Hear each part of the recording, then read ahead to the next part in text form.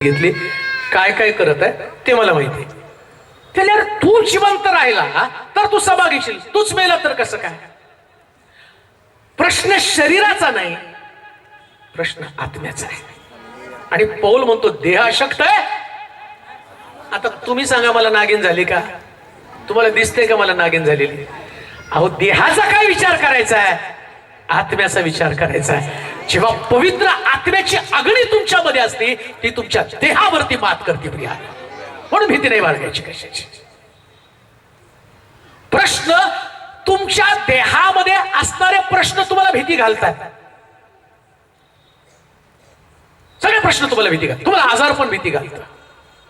कोणी सांगतं, डॉक्टर सांगतात आजपासून सगळं अमकं तमकं बंद, शुगर झाली अमकं तमकं बंद, बीपी झालं अमकं तमकं बंद.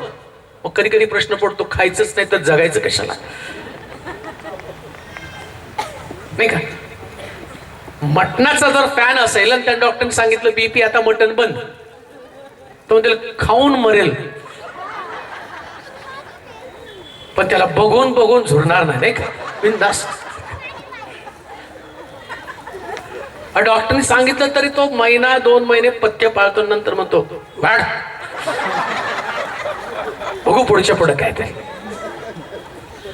हो एवढं तुम्हाला शरीरासाठी डेअरिंग करता, देवाच्या राज्यामध्ये जर एवढं डेअरिंगने वागाल ना, सार्वकालिक जीवनामध्ये तुमचा प्रवेश होणार आहे.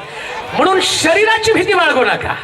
काय खावं, काय प्यावं, काय पांघरावं, काय ल्यावं हा आमचा प्रश्न नाही.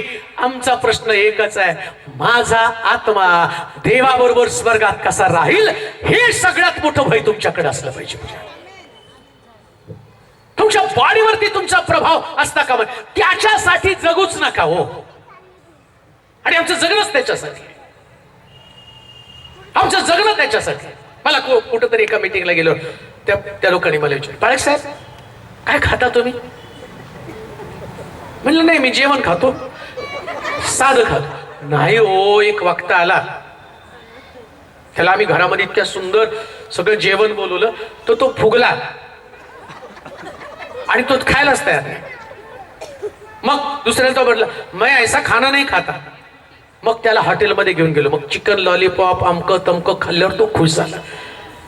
सांगण्याचं तात्पर्य आम्ही खाण्यासाठी जगत नसतो, आम्ही प्रभूची सेवा करणं याच्यासाठी जगायचंय. काय शरीराला आवश्यक आहे त्याच्या मागे लागू नका, आत्म्याला काय आवश्यक आहे त्याच्या मागे लागा. देहाचं चिंतन मरण आहे. जर देहाचं चिंतन करत बसलो तर तुमच्या वाटेला मरण येणार आहे. पण आत्म्याचं चिंतन करत बसाल, नारायण वामन टिळक म्हणून म्हणतात, मिळो वान्ना मिळो आम्हा अन्न पाणी, देवाच्या चिंतने मग्न आम्ही. बॉडीला मजबूत करू नका, शरीराचे चोचले फिरवत आणि पुरवत बसू नका. तुमच्या शरीराला जे लागतं ते तुमचा आत्मा निषेध करतो, त्याचा आत्मा निषेध करतो. गलतीकाराच्या पत्रामध्ये म्हटलं आत्म्याच्या प्रेरणेने तुम्ही चाला, म्हणजे तुम्ही देह वासना पूर्ण करणार नाही. आणि देहाची कर्म तुरुगडे जार कर्म, अशुद्धपणा, कामातुरपणा, मूर्तीपूजा, छेडके, वैर, कलह, हेवा, दारूबाजी, रंगेलपणा, इतर असंख्य गोष्टी ज्या देहाच्या संदर्भात आहेत. आम्ही या गोष्टी मिळाल्या नाही तरी घाबरतो. आत्म्याचं काय?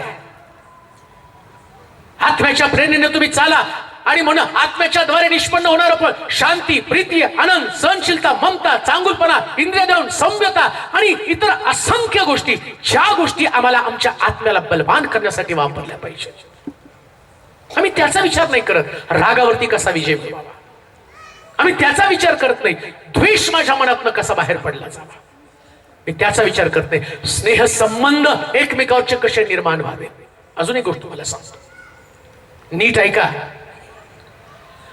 पृथ्वी तलावर जर तुमचं एकमेकाशी पटत नसेल, नीट ऐका, परिवारामध्ये असू द्या, मंडळीमध्ये असू द्या, तुमचं पृथ्वी तलावर एकमेकाशी पटत नसेल, दारू प्या, सिगारेट ओढा, गांजा ओढा, चोरी करा, खून करा, कारण तुम्हाला स्वर्गात प्रवेशच मिळणार नाही. कमीत कमी पृथ्वी तलावर तर जगा. काय सांगतो तुम्हाला ऐका बरं का. इथं तुम्ही किती पण येऊन तिथं गुडघे टेकले, प्रार्थना केले, उड्या मारल्या आणि एकमेकाशी पटत नाही. तुम्ही स्वर्गात जाऊ शकत नाही हो. म्हणजे पृथ्वी तलावर तुमचं एकमेकाशी पटणं फार गरजेचं आहे. आत्मिक जीवन म्हणजे काय, मी हे म्हणताच का म्हणे. अहो कधी कधी चर्च मधल्या लोकांची टेंडन्सी काय असते माहिती का, ज्याच्याशी पटत नाही ना त्याच्या खुर्ची जवळून गेलं तरी याच्या अंगात वारं घुसतं. हे असलं का ते इथं. आणि काही लोक, मी तर प्रार्थना करतो देवाने याला लवकर मरण द्यावं. तो मरल किंवा काय होईल त्याचं सोड, तुझं स्वर्गातलं तिकीट 100% कॅन्सल झालेलं आहे. काय माहिती का त्याचं कारण तुम्हाला सांगतो मी. अहो चोराला त्यांनी शेवटच्या क्षणाला म्हटलं आज तू माझ्यावर सुखलोकात असशील. चोराला नाही तो म्हणतो वेश्या आणि कसबिनी यांचा प्रवेश स्वर्गाच्या राज्यात. तुम्ही कुणाला बॅन लावताय हो, कोणाला तुम्ही सांगतात हा येणार नाही तो नाही येणार नाही. मुळामध्ये आमची मेंटॅलिटी मध्ये म्हणजे भय कुणाचं बाळगायचंय, माणसाचं भय बाळगू नका. ज्याला तुमच्या आत्म्याला सार्वकालिक नरकात किंवा सार्वकालिक जीवनामध्ये टाकण्याचा अधिकार आहे त्याचं तुम्ही भय बाळगा. या पृथ्वी तलावरती राहत असताना एकमेकाशी तुमचे स्नेह संबंध मजबूत असू द्या. आणि काय करायचं माहिती का, सूर्य मावळायच्या आत तुमचा राग काय करायचं, मग कधी जाणार. सूर्य मावळायच्या आता सगळ्यांचीच तोंड बंद. कधी गेलं पाहिजे राग, बोला की जोरात. अहो आम्ही तो म्हणतो हमारी दुश्मनी पिढ्यों से चलती आ रही है. यांना लग्नाची पत्रिका नाही, यांना घराचं ओपनिंगचं पत्रिका नाही, याला नाता सुखाचा जाऊ नाही, यांना प्रेज द लॉर्ड नाही, यांना सलाम नाही. का तर आमचं पटत नाही. आणि मग संध्याकाळी प्रभू आज रात्री आला तर स्वर्गात न्यायला विसरू नको. झोपताना किती सुंदर प्रार्थना, प्रभू आज रात्री आला तर स्वर्गात न्यायला विसरू नको. कान देऊ नये का. या पृथ्वी तलावर तुम्हाला तुमचं जीवन नीट करणं गरजेचं आहे. आम्ही म्हणाल का.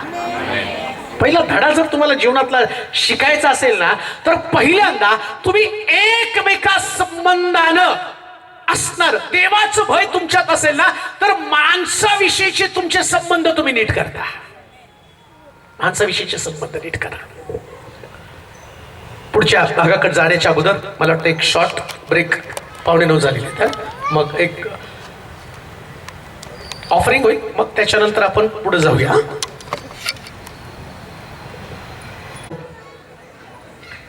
आणि भीतीपासून सुटण्यासाठी सगळ्यात मोठं अभिवचन ज्याच्यावरती आम्हाला अवलंबून राहावं लागतं किंवा वारंवार आमच्या मनाला त्याची समजूत घालावी लागते, आमची मदत करणार कोणी व्यक्ती नव्हे तर आमची मदत करणारा देव आहे. जेव्हा तुमच्या मनाला या गोष्टी तुम्ही समजावून सांगता. बऱ्याच गोष्टी आम्ही ऐकत असताना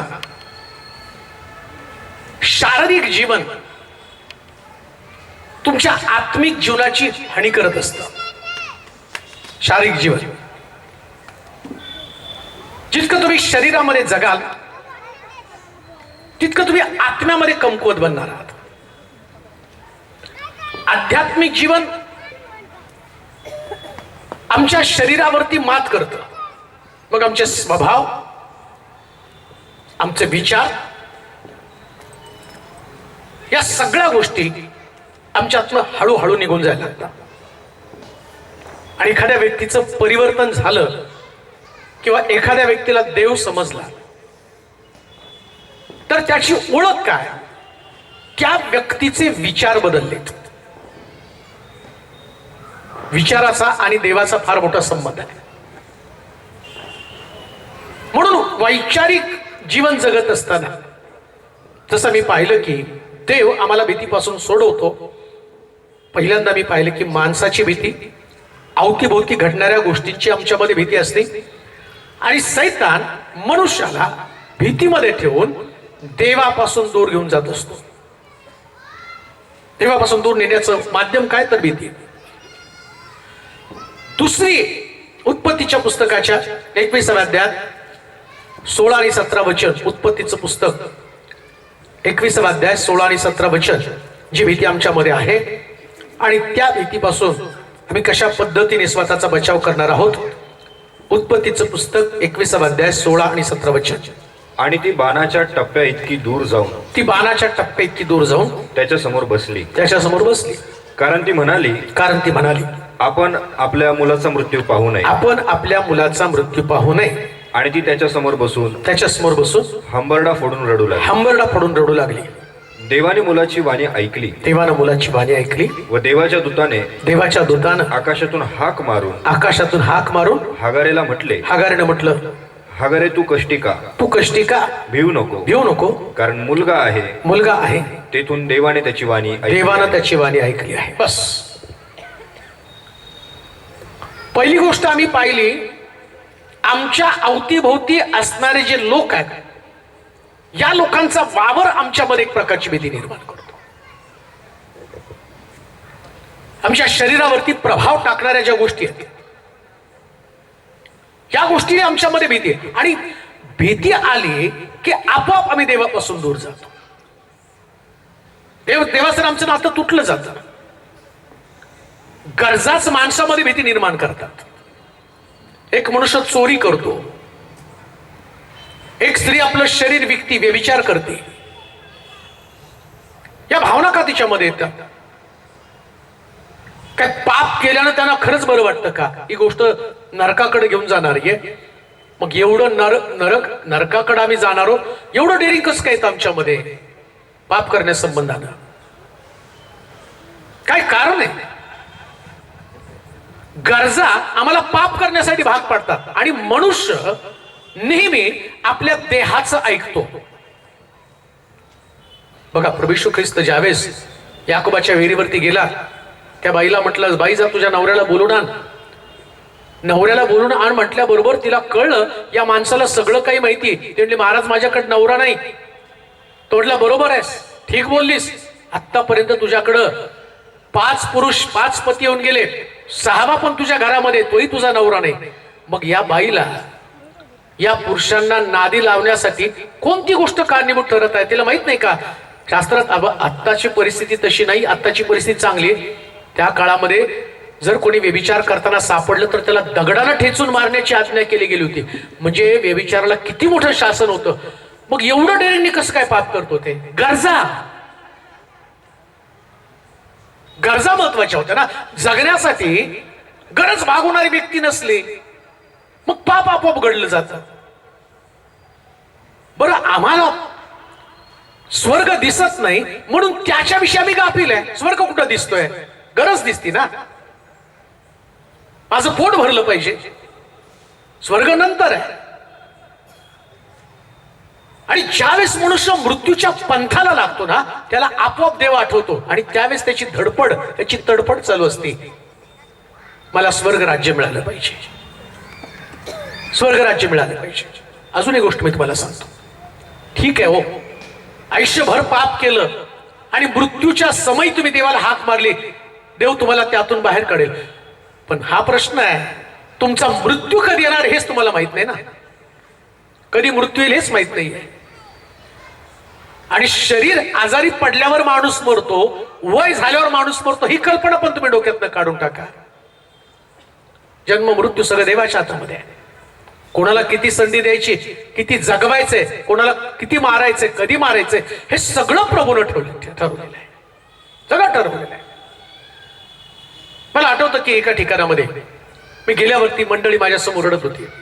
पाळक साहेब, आमच्या मंडळीचे पाळक आम्ही गमावले. काय सुंदर होते पाळक, आमच्या मंडळीला चालवत होते. पण आज आमचे पाळक आमच्या मंडळीमध्ये नाही.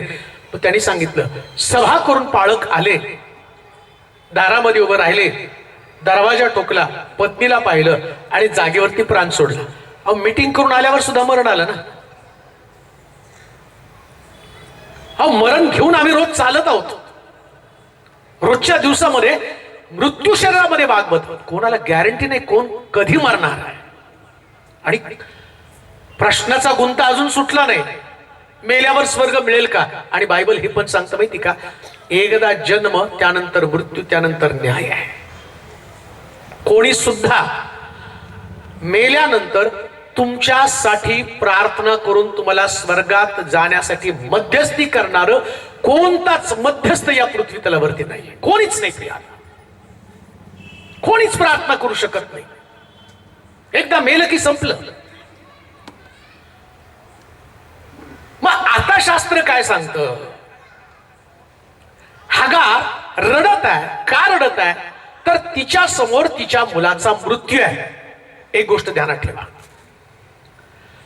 माणसाला जेव्हा माणूस स्वैरपणे बिनधास्तपणे वागत असतो ना, नीट ऐका बरं का, आज काय मी तुम्हाला सांगत आहे, स्वच्छंदीपणे, मी माझ्या जीवाचा मालक, मला येईल तसं मी वागेल, मला वाटेल ते मी खाईल, मला वाटेल तसं मी बोलेल, मला वाटेल तसा स्वैराचार मी करेल.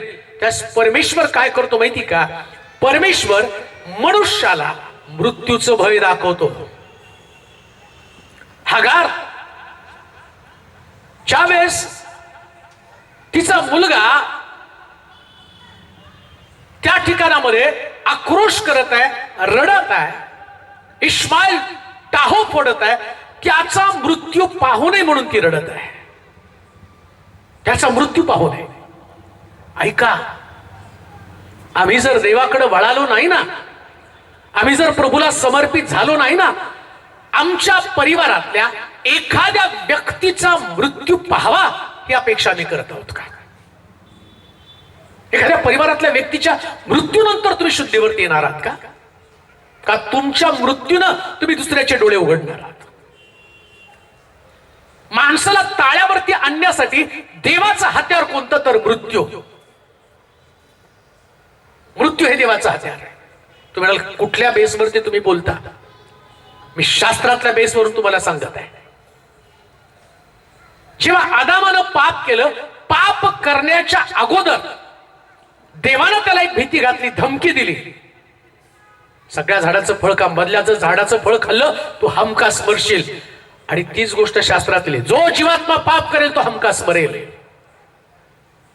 पाप हे तुमच्या जीवनात मृत्यू आणणारच आहे. माणसानं जगताना मृत्यूचं भय बाळगून जगलं पाहिजे बरं का. मला एकदा मृत्यू येणार आहे, मी मरणार. इस्माईल त्या ठिकाणामध्ये मृत्यूच्या भीतीनं मरत आहे. मृत्यू सगळ्याला आहे आणि कोणाला मृत्यूची तारीख माहित नाही, कधी मरणार आहे कोणालाच नाही प्रिया, कोणालाच नाही. मग लक्षात ठेवा, जगातलं सगळ्यात अंतिम सत्य कोणतं असेल तर फक्त मृत्यू. अंतिम सत्य मृत्यू आहे. आणि हा जगातल्या प्रत्येक व्यक्तीला आहे, कोणी त्याच्यापासून वाचू शकत नाही. अजून एक गोष्ट मला सांगतो, जर येशू प्रार्थना करतो हा प्याला मजपासून टळू दे, पण येशूचा मृत्यू चुकला नाही तर तुमचा सुद्धा कोणाचा मृत्यू प्रार्थनेनं चुकणार नाही. कोणाचंच नाही बरं का. आणि हे पण डोक्यात ठेवा, मी कोणाला कितीही प्रार्थना करायला सांगितली आणि त्या व्यक्तीला देवानं मृत्यू दिला तर तुम्हाला त्या व्यक्तीसाठी रडत बसण्यामध्ये काही अर्थ नसतो. त्या व्यक्तीनं प्रवास संपवला, त्याचा न्याय झाला, पण तुम्ही जिवंत आहात तर स्वतःचा बचाव करा, स्वतःचा बचाव करा. एक व्यक्ती पास्टर समोर उभा राहिला, बाळक अतिशय प्रेमळ, मंडळीतले लोक त्रास द्यायचे, बाळक हळुवारपणे शांतपणे त्यांच्याशी संयमानं बोलत होता, कधी कुणाला रागवला नाही, कधी कुणाला दोष दिला नाही, कधी कुणा संगती त्याचा व्यवहार बदलला नाही.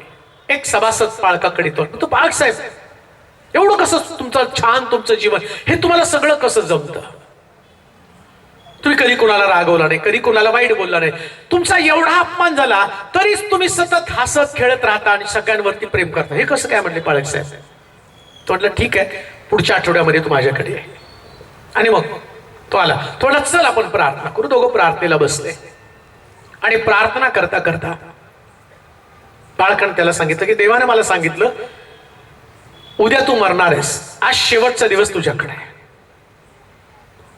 ते ऐकल्याबरोबर तो मुलगा, तो बाळक प्रार्थनेला बसलेले आहेत आणि एवढा प्रामाणिक चांगले पास्टर आहेत, देवावरती प्रेम करणार, देवाचं वचन सांगणार, देवाचा निरोप त्यांनी मला सांगितलं की मग मरणार. त्या ऐकल्याबरोबर तो तरुण तुटला, ओक्साबोक्शी रडायला लागला.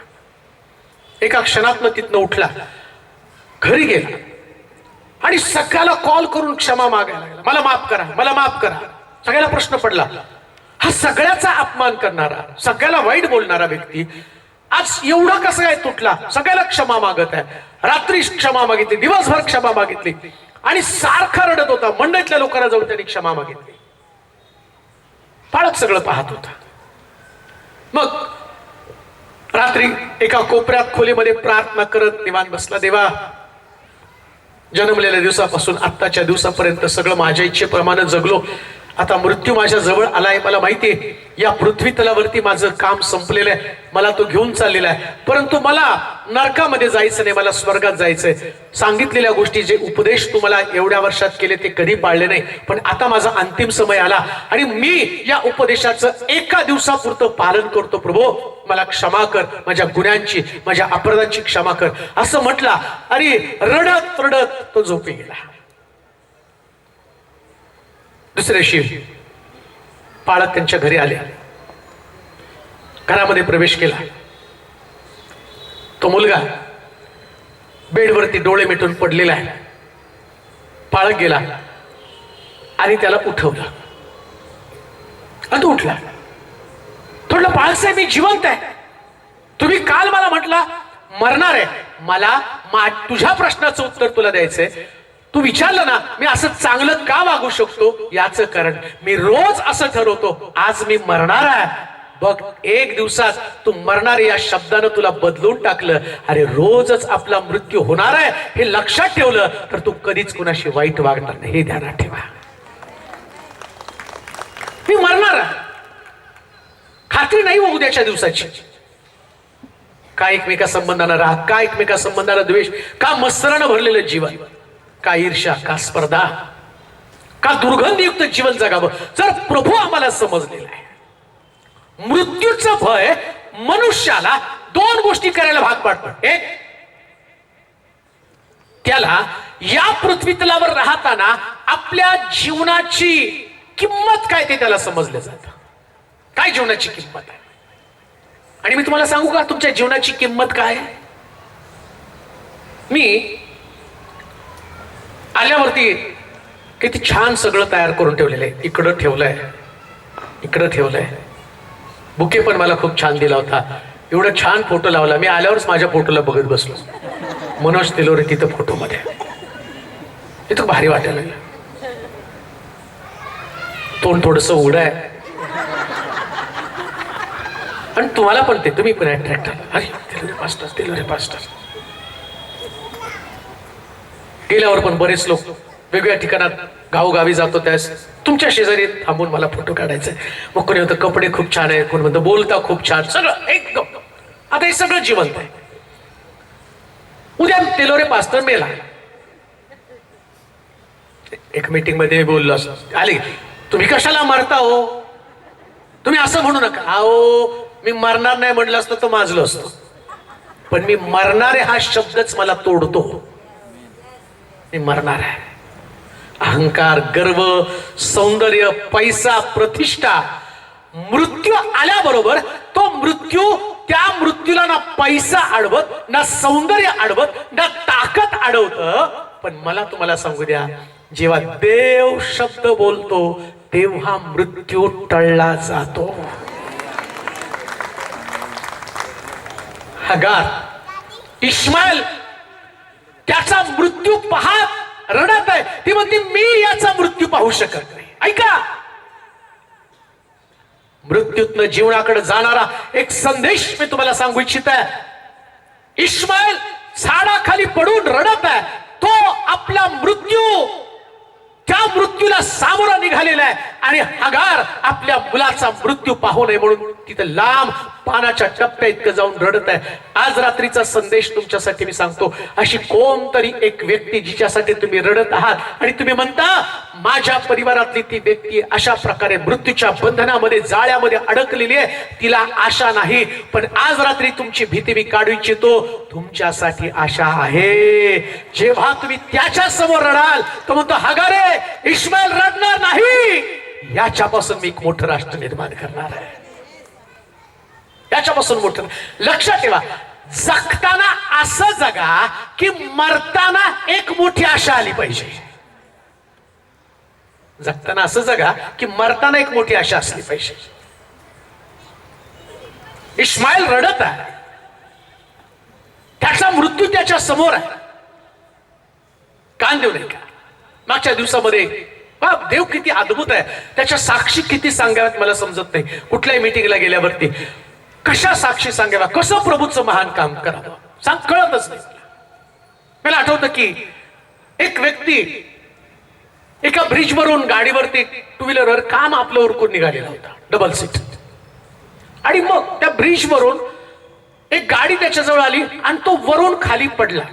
आणि पडल्यावरती ज्यावेळेस त्या व्यक्तीला पकडलं, एक जागा नव्हती की जिथलं हाड मोडलं नव्हतं.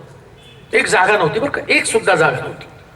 अगदी कवटी, हातापायाची हाडं, छाती सगळं तुटलेलं होतं. आणि घरातला कमवता व्यक्ती तो. मग त्याला तिथं पाहिल्यावरती सगळा परिवार धाय मोकलून रडायला लागला. आता कसं होणार कुटुंबाचं? आणि ते त्यांचं रडणं चालू असताना त्यातल्या परिवारातल्या एकाला प्रभू येशू ख्रिस्ताविषयी माहिती होतं. त्याला माहिती होतं की प्रार्थना केल्यावरती देव काहीतरी करतो. त्यांनी तिथून मला कॉल लावला. मला बाळासाहेब ब्रिजवरून पडला, गाडीचा धक्का लागला, त्याची टू व्हीलर सकट तो खाली पडलेला आहे आणि टोटल त्याची बॉडी डॅमेज आहे. एकही पार्ट असा दिसत नाही की तो वाचलाय. टोटल शरीर त्याचं जसं काही एक ठिकाण सुद्धा नाही की जिथं तुटलेलं नाहीये. पण परिवार त्याच्यावरती अवलंबून आहे. प्रभूनं अनेक साक्षी तुमच्या प्रार्थनेनं घडवलेल्या आहे. तो बेशुद्ध आहे, हॉस्पिटलमध्ये घेऊन चाललेला आहे. अशी प्रार्थना करा, प्रभूचं सामर्थ्य त्याच्यामध्ये यावं आणि त्याने उभं राहावं. मी म्हटलं तुमचा जर विश्वास आहे तर देव ते करेल. मग त्याच्यासाठी प्रार्थना केली. प्रार्थना केल्यावरती हॉस्पिटलमध्ये घेऊन गेले. आठवड्यानं त्या व्यक्तीचा कॉल आला, पाळक साहेब आपल्या येशूनं त्याला मरू दिलं नाही. आणि तो एवढा मोडतोड झालेला व्यक्ती देवानं एका आठवड्यात त्याला उभं केलं.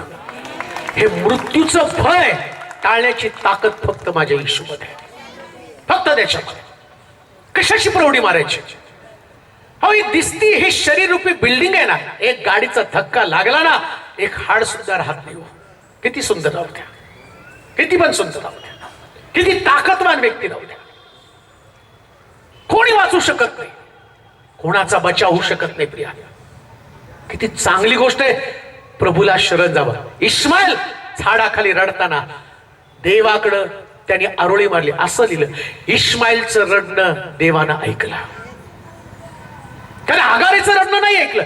हगार इस्माईल साठी रडत आहे. ऐका, आज रात्री एकमेकासाठी रडू नका, स्वतःसाठी रडा. तुम्हाला वाचायचं. हगारानं इस्माईलला झाडाखाली मरण्यासाठी टाकून दिलं. हगार इस्माईलची आई आहे. आता प्रश्न हा पडतो, त्या इस्माईलला झाडाखाली टाकून हगार कुठे जाणार होती? तिने पण त्याच्यावर मरायला पाहिजे होतं ना. पण लक्षात ठेवा, या पृथ्वी तलावर सगळे लोक तुम्हाला मरण्यासाठी सोडतात. एकच आहे, तो तुम्हाला मरणातनं बाहेर काढतो, त्याचं नाव येशू आहे. फक्त एकच. म्हणून लाजरस मेल्यावर येशू कबरेकडे गेला आणि लाजरसला म्हटलं बाहेर ये. ही गोष्ट तुम्हाला सांगू का? आज रात्री मरणाचं भय घेऊन तुम्ही आलेला असाल, परंतु भिवू नका. या मृत्यूच्या बंधनातनं प्रभू तुम्हाला बाहेर काढणार आहे 100%. कधी कधी एवढे प्रश्नामध्ये आम्ही अडकून पडलेलो असतो की असं वाटतं आता मरण स्वीकारावं. I will commit the suicide. मी मरणार आहे, माझं कोणी नाहीये, कोण माझी मदत करणार नाहीये, ना लेकरं ऐकत, ना पती लक्ष देत आहे, ना आर्थिक परिस्थिती चांगली आहे, ना सांत्वन देणारं कोणी आहे. इतके हताश, एवढे निराश तुम्ही असाल, कान देऊ नये का? मला आठवतं एक सेवक अशाच एका सभेमध्ये होता आणि त्या सभेमध्ये असताना देवाच्या आत्म्यानं मला सांगितलं होतं की तो व्यक्ती मंडळीकडनं दुखावला गेलेला आहे आणि मनामध्ये विचार करताय मी आत्महत्या करावी. तो रडत होता, प्रभू मला नाही जगायचं, मी कशा कुणाच्या बेसवरती सेवा करू. आणि तेवढ्यात प्रभूनं मला सांगितलं, रडू नकोस, उभं राहा, प्रभू तुला उभं करत आहे. इतका रडला. आणि कट्टर व्यक्ती जो कधीच भविष्यवाणी, प्रॉफिसी, प्रगटीकरण याच्यावरती विश्वास ठेवत नव्हता आणि तिथं नेमकं देवानं त्याचा ताबा घेतला. तो म्हणतो आयुष्यात मी एवढा कधी रडलो नाही, त्या दिवशी मी रडलो. आणि नेमकं तुम्ही ज्या ज्या गोष्टी बोलल्या त्या सगळ्या गोष्टी देवानं माझ्याविषयी सांगितल्या. किती देवाला तुमची काळजी हो. एखाद्या वक्त्याचं ज्ञान सांगण्यासाठी ती गोष्ट करत नाही प्रभू, त्याला तुम्हाला मरण्यापासून वाचवायचं असतं. त्या व्यक्तीला उंच करण्यासाठी एखादी भविष्यवाणी, एखादं प्रगतीकरण नसतं, पण प्रभूच्या अंतःकरणात ती तळमळ असते. नाही, हा व्यक्ती माझ्या पुत्रानं क्रुसावरती रक्त सांडून खंडून घेऊन याला जीवन दिलेलं आहे आणि हा व्यक्ती मरू नये तर यानं गौरवात उभं राहून एक साक्षीचं जीवन जगावं. टेस्टिफाय करा स्वतःला, तपासणी करा स्वतःची. प्रभूनं मला इतकं सुंदर जीवन दिलं, मी मृत्यूचं भय कशासाठी बाळगत आहे? आज तुम्ही इथं येण्याचं कारण पण काय माहिती का? तुम्हा प्रत्येकाला मृत्यूचं भय आहे, सगळ्याला मृत्यूचं भय आहे. न मानणारा व्यक्ती सुद्धा अंतिम टप्प्यामध्ये, शेवटच्या दिवसामध्ये तो याचना करतो की देवा माझ्यावरती दया कर, या आजारापासून, या मृत्यूपासून माझा बचाव कर. परंतु धन्य ते लोक मरणाचं संकट येण्याच्या अगोदरच जीवनाला आपलंसं करतात. येशू म्हणतो मार्ग, सत्य आणि जीवन, जीवनाला आपलंसं करा. मृत्यूचं भयच राहणार नाही प्रिया, कधीच मृत्यूचं भय राहणार नाही. म्हणून असं म्हटलं, इब्रिलोकाचं पत्र 2 अध्याय 14 आणि 15 वचन वाचा. इब्रिलोकाचं पत्र 2 अध्याय 14 आणि 15 वचन.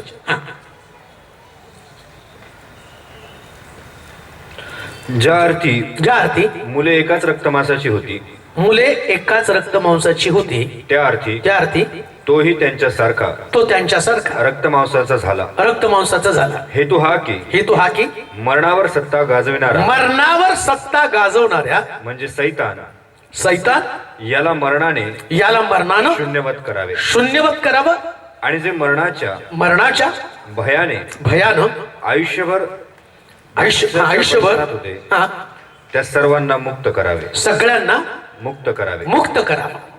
काय हेतू येशू ख्रिस्ताचा क्रुसावरती अर्पण होण्याचा हेतू काय? ऐका, आज जगामध्ये सगळ्यात मोठा चर्चेला जाणारा प्रश्न कोणता? येशू ख्रिस्त क्रुसावरून स्वतःची सुटका का करून घेऊ शकला नाही? आज लोकांचा पण आक्षेप आहे. 3 खिळ्यावरती लटकवलेला येशू स्वतःची सुटका करू शकत नाही, तो आमची सुटका का करणार आहे? चोर पण म्हणतो तू देवाचा पुत्र आहे, तुझी सुटका कर ना आमची पण सुटका कर. हा जगातल्या प्रत्येक व्यक्तीचा प्रश्न.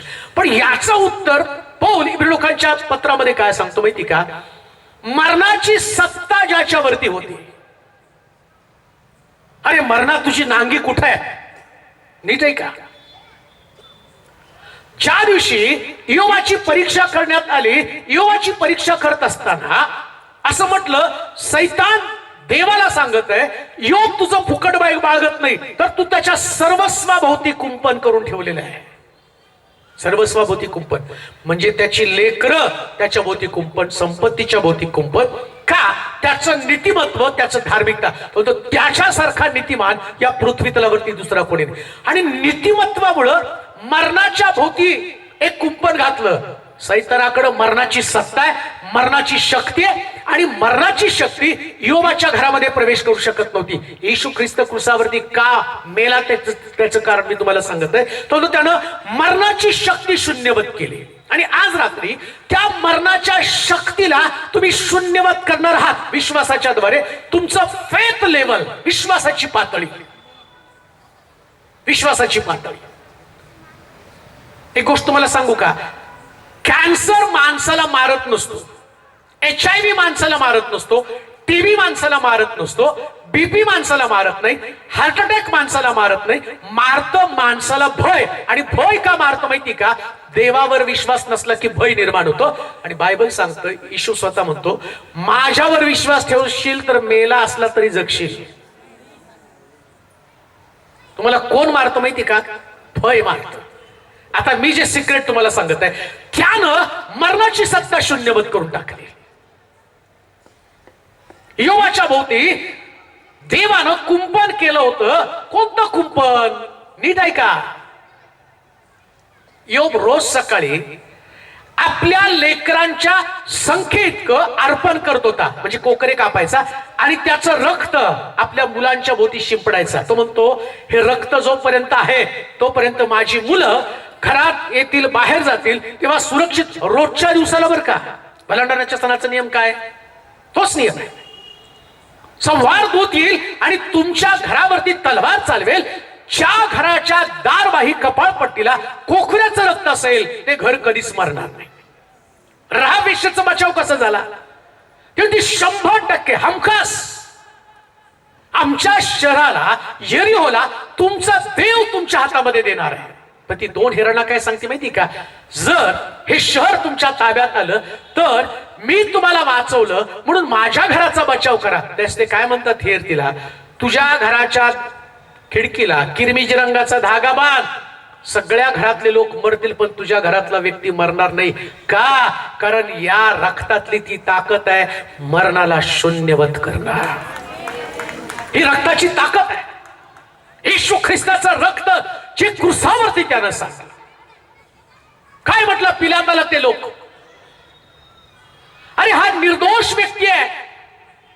बरोबर ज्यानं चोऱ्या केल्या, खून केल्या, दरोडे घातले, तो व्यक्ती कैदेमध्ये आहे. आणि प्रभू येशू ख्रिस्त ज्याच्या संबंधानं स्वर्गातलं सांगितलं गेलं, माझ्या पत्नीला देवाच्या दूतानं स्वर्गामध्ये दर्शन देऊन सांगितलं तो निर्दोष आहे. अरे या निर्दोषाचं रक्त कशाला सांडता? त्यास ते काय म्हटले, याचं रक्त आमच्यावरती, आमच्या मुलाबाळांवरती येऊ दे. या लोकांची ओरड होती.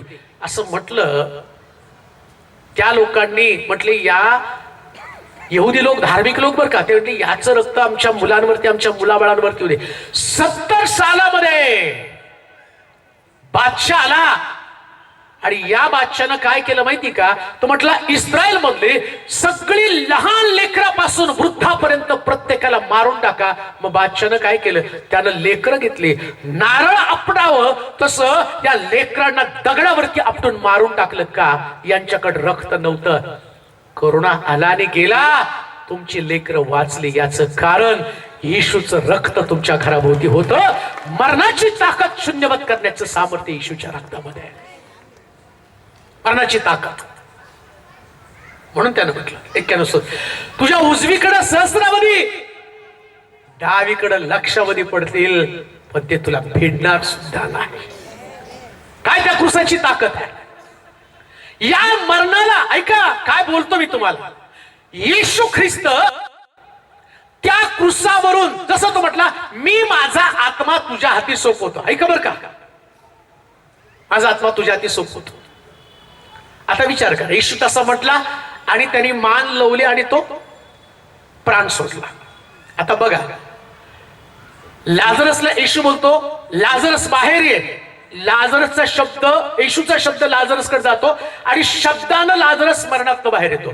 आता विचार करा, येशू ख्रिस्त म्हणतो, हे बापा मी माझा आत्मा तुझ्या हाती सोपवतो आणि येशू ख्रिस्ताचा प्राण जातो. तिसऱ्या दिवशी पुन्हा उठतो. तो येशू ख्रिस्तावरती सुद्धा म्हणू शकला असता, माझा प्राण मी तुझ्या हाती सोपवतो. 3 तासात त्यांनी त्याच्या प्राणाला परत बोलवलं असतं आणि लोकांना दाखवलं असतं मी परत जिवंत झालो. पण त्याला तसं करायचं नव्हतं. सामान्य व्यक्तीसारखा 3 दिवस 3 रात्र कबरेमध्ये राहिला आणि सैतानाला दाखवलं, तुझ्याकडं मरण आहे, मरणाच्या द्वारे शेवटची नांगी तू माझ्यावरती टाकली. मरण घेऊन मी कबरेमध्ये आलो, कबरेमध्ये राहिलो. जे लोक कबरेमध्ये आहेत, जे मेलेत आणि या लोकांना जीवन देण्याची ताकद माझ्याकडे आहे आणि मी आता दाखवतो. तो कबरेत गेला आणि बायबल सांगतं तो कबरेत गेला, त्याचा आत्मा कबरेमध्ये गेला, येशूचा प्राण गेला आणि कबरा उघडल्या आणि मेलेले लोक जिवंत झाले. हे दाखवण्यासाठी येशू ख्रिस्त कबरेमध्ये उतरला आणि त्यानं दाखवून दिलं आता मरणाची सत्ता तुमच्यावरती चालणार नाही. आता भीतीपासून मोकळं व्हा.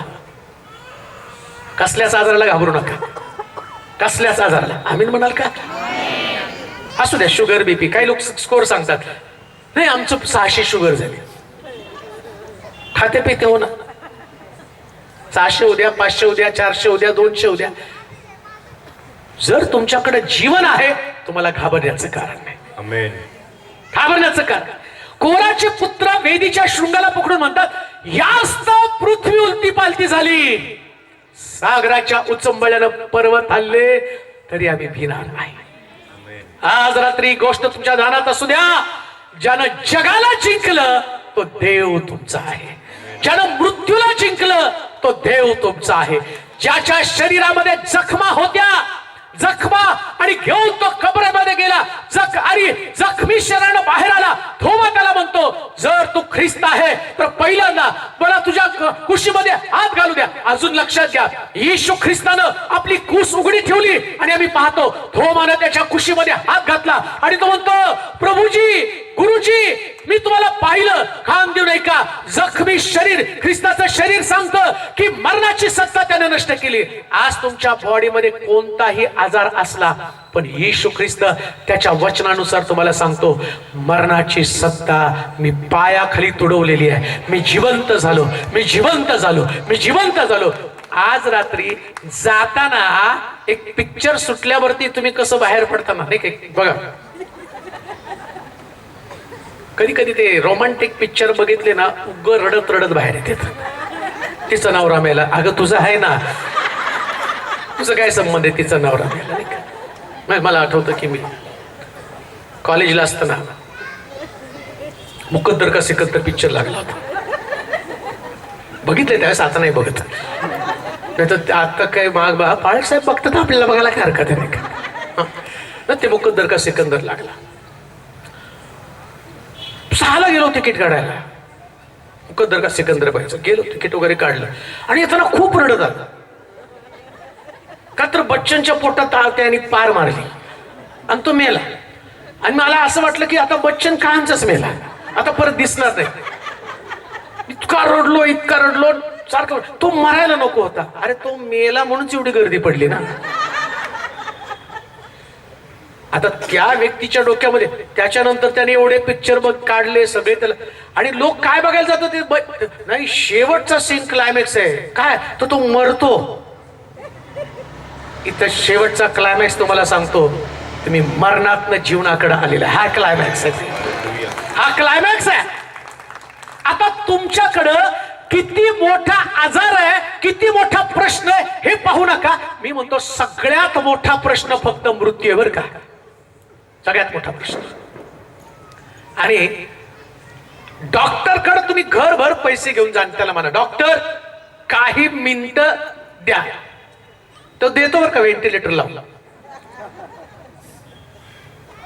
ते गेलेलं असतं आणि महिनाभर त्याचं पंपिंग चालू असतं. काढलं की परत आणि मग आम्ही तिथे स्कोर बघतो, नाही चालू आहे चालू आहे, गेलाय. आमचा देव तसा नाही. चल मरे कबरेकडे चल, प्रभू वास येत आहे हे तर तुला दाखवायचंय. तुला वास दिसतोय, माझ्याकडे जीवन आहे, माझ्याकडे जीवन आहे. आणि येशू कबरेच्या बाहेर थांबला आणि मला लाजरस बाहेर ये. ते कसा येईल? त्याचं लिव्हर गेलंय, त्याचे डोळे गेलेत, त्याच्या बॉडीतलं रक्त गेलं. आम्ही स्वतः त्याच्या हातामध्ये नाही का, आम्ही स्वतः त्याच्या हातामध्ये बॉडीमध्ये मसाला आमच्या हातानं भरलाय. अरे तुमच्या हातापेक्षा माझ्या शब्दाची किंमत ओळखा. लाजर बाहेर ये म्हटल्यावर डोळे ज्या किड्यांनी खाल्ले किडे पटापटा ओकाय लागले आणि एक एक त्याचा रेणू एकत्र येऊन त्याचे डोळे तयार झाले, किडन्या तयार झाले, लिव्हर तयार झाले. अहो लाजरसचे लिव्हर किडन्या सगळ्या खाल्ल्या होत्या. तुमच्या बॉडीत आहे. तुम्हाला आशा असू द्या, देव बरं करणार आहे. मृत्यूचा भय कधी बाळगू नका. हा तुमच्या बॉडीमध्ये लाजरस किड्यांच्या पोटामध्ये होतं, त्याचं लिव्हर किड्यांच्या पोटामध्ये होतं. इकडे येशू म्हटला लाजरस बाहेर आहे. काय किड्यांनी गडबड केली असेल. अरे येशू बोलला वाका पाटा पाटा पाटा पाटा पाटा. मी म्हणतो किडे ना मासे बरे हो, एवढे आपले लोक बेकार आहेत. योनाला माशाने गिळलं, त्यांनी म्हटलं पाहिजे पोट भरलं. देव म्हटलं ओक, मासा जाऊन ओक. मासे पण ऐकतात तो. हा जोरात म्हणा हालेलुया. मासे ऐकतात, माणसं नाही ऐकत. त्यांना किती म्हणा तुम्ही बरे आहेत, तुम्ही बरे आहेत. बघा पाठ साहेब प्रार्थना करा आणि मी करतो प्रार्थना, आणि प्रार्थना झाल्यावर त्यांचं फोनवर. मग अजून इथं मग आता काय केलं. डाव्या बाजूला दुखतं, उजव्या बाजूला दुखतं, माथ्याच्या कुठल्या बाजूला दुखत नाही, ते दुखते ते समजतच नाही हो. त्याच्यासाठी प्रार्थना, त्याच्यासाठी लक्षात ठेवा. आज रात्री प्रभू तुमच्या शरीराचा प्रत्येक अवयव ना अवयव त्याला बोलत आहे, बरं व्हा, बरं व्हा. स्वीकारा बरं का, स्वीकारा, स्वीकारा. स्वीकारलेल्या लोकांच्या शरीरामध्ये आता ते घडणार आहे. जे स्वीकारतात त्यांच्या शरीरामध्ये, तुमच्या परिवारामध्ये, तुमच्या जीवनामध्ये ते घडणार आहे. खान देऊ नये का. We are blessed. आम्ही आणि आशीर्वादित आहोत, आम्ही निरोगी आहोत. का? कारण आमच्याकडे येशूचा शब्द आहे. येशूचा शब्द आहे. तुमच्या कुठल्याच रिपोर्ट्सवर विश्वास ठेवू नका. 35% प्रगतीपत्र घेऊन मेडिकलला ऍडमिशन घेणारे बहादर पण आमच्याकडे आहेत. मार्क किती? ऍडमिशनला गेला कुठं? मग ते रिपोर्ट वरती विश्वास, म्हणजे तुमचा विश्वास नाही. मी माझा पुतण्या होता, त्याला पडले 41% मार्क. मी त्याला म्हटलं बाबा तुझ्या मार्क प्रमाणे तो आर्ट्सला नाही, मी सायन्सला जाणार. अरे तुला सायन्सचं स्पेलिंग पण जमणार नाही मार्कावरून, बाकीचं कधी जमणार? म्हटलं नाही अंकल मी करून दाखवतो. म्हटलं जाऊन दाखव. गेला महिनाभर, गपचूप कॉमर्स घातलं. कारण काय असतं माहिती का, डेअरिंग असतं. मी तुम्हाला धैर्या संबंधानच बोलत आहे. तुमच्या बॉडीचं फिटनेस तुम्हाला काही पण सांगू द्या, पण आज रात्री येशूच्या शब्दावर विश्वास ठेवून म्हणा, माझा देव मला मरणातनं जीवनाकडे घेऊन जात आहे. माझा प्रभू मला जे अशक्य ते शक्य करून दाखवत आहे. अशक्य ते शक्य. मी असं म्हणतो, मीटिंग मधनं जाताना येताना तुम्ही लंगडत कुठं तरी कमरेला हात लावत आला असाल, पण जाताना एका योद्ध्याप्रमाणे जा. आता मी कोण साधा सुद्धा व्यक्ती नाही, मी प्रभूनं अभिवचन दिलेला व्यक्ती, आणि मी विनर आहे. सैतान सगळ्यात जास्त कोण घाबरलं माहिती का? सैतान. तो म्हटलं ह्या बाबानं येऊन नाशिकच्या लोकांना उगाच काहीतरी त्यांचे कान फुंकून चालला. आज या ग्राउंड वरती एकही व्यक्ती भयभीत जाणार नाही. जाता जाता त्या सैतानाला सांगतील, अरे तू मला आजार पण द्यायला आला, पण देवाच्या वचनानं मला निरोगी करून पाठवलेलं आहे. तू मला कमजोर करण्यासाठी आला, पण प्रभूनं आता मला कमजोर नव्हे तर मला बलशाली त्यानं बनवलेलं आहे. बलशाली बनवलेले. तुमच्या विचारांच्या पलीकडे जाऊन भयामधनं बाहेर या. भयामधनं मला खूप सांगायचंय, पण वेळेच्या अभावी मी तर थांबतो. पण आज रात्री जर तुम्हाला खरं वाटत असेल, काहीतरी चेंजेस तुमच्या परिवारामध्ये, तुमच्या बॉडीमध्ये, तुमच्या रिलेशनमध्ये, तुमच्या फायनान्समध्ये, तुमच्या कुटुंबातल्या लोकांमध्ये काहीतरी परिणाम व्हायला पाहिजे. काहीतरी. बरं का, मी तुमच्या समोर उभा असलेला व्यक्ती हा देवाचा परिणाम आहे. हा परिणाम आहे बरं का. तुमच्या समोर मी जो आहे ना, हा देवाचा परिणाम आहे. पूर्वी मी नव्हतो तसा, पण देवाचा प्रभाव माझ्यावरती पडला. आणि तुम्हाला जर वाटतं तसा परिणाम तुमच्या जीवनामध्ये घडावा, असं जाऊ नका, असं जाऊ नका. बऱ्याच गोष्टी देव प्रिचिंग मध्येच मला दाखवत होता. बऱ्याच गोष्टी इथं बसलेल्या लोकांसमोर, बऱ्याच लोकांसमोर खूप गोष्टी प्रभूने मला दाखवल्या. मी गेल्या संडेला, कधीच नाही पण गेल्या संडेला प्रिचिंग संपल्यावरती देवानं एका व्यक्तीचं नाव मला दाखवलं. तिच्या जीवनातल्या समस्या मला दाखवल्या. ती व्यक्ती चर्चची मेंबर नव्हती, पण युट्यूबला मला स्पष्ट देव दाखवत होता की ती व्यक्ती, आता तिचं नाव मला माहित नाही, तुम्ही गेल्या रविवारचा संदेश जर ऐकला तर तुम्हाला कळेल. तिचं नाव मला देवाने दाखवलं आणि म्हटलं की त्या व्यक्तीच्या जीवनामध्ये ती समस्या आहे.